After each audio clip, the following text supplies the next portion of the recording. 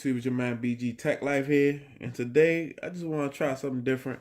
I want to do a little antutu benchmark test live for y'all. Um, my Note 8 and my iPhone 7 Plus. I already did one with the Note 8 and the S8 Plus. Of course, the Note 8 one because of the 6 gigs of RAM. But I'm gonna just go ahead and start the test, and then we can have a little conversation. So I'm gonna try to hit it at the same time. I don't know if it's gonna work, but anyway, we just want the score. So 1, 2, 3, start. Okay.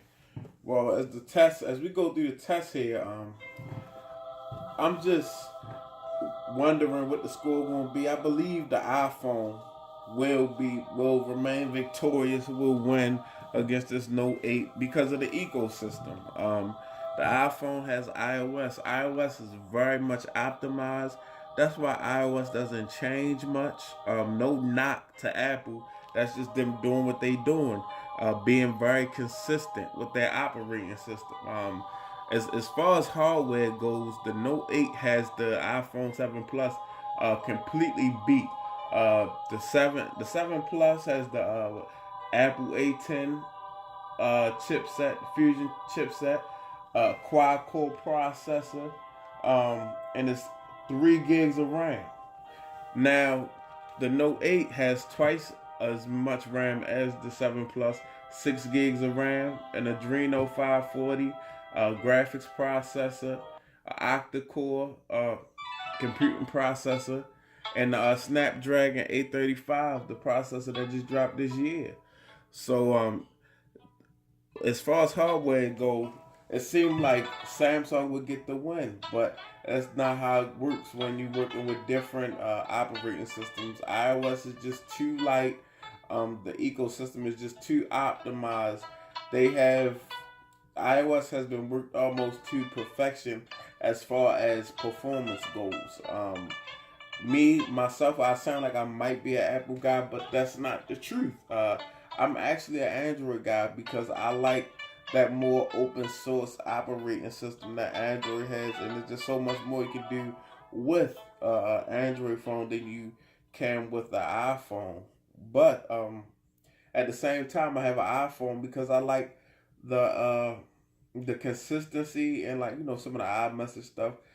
But the performance is there. That's the phone you can pick up. You can use in the gym. You don't gotta worry about it freezing or nothing like that. So far, this 6 gigs of RAM on this Note 8, I'm not sure yet. I hope it has fixed the Samsung lag. And the Samsung lag is this. You get your new Samsung device, get it out the box. It's nice and snappy, just like my Note 8 is. And couple weeks down the road, you getting forced closes and you trying to reset it and you clearing caches because it's just not running the same. That's the Samsung lag right there.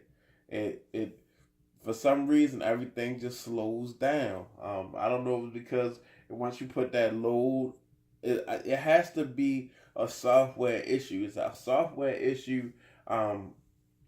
Maybe is Android changes too much for these manufacturers to really optimize, really optimize it like iOS is done by Apple.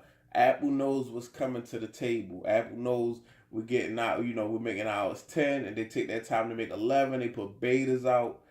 It's the same thing over and over again.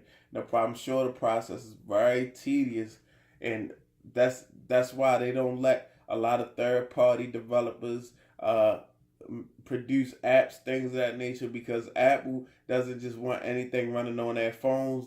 That's why their phones run like they run, because they're very pure. The ecosystem is very pure and light. Android is more of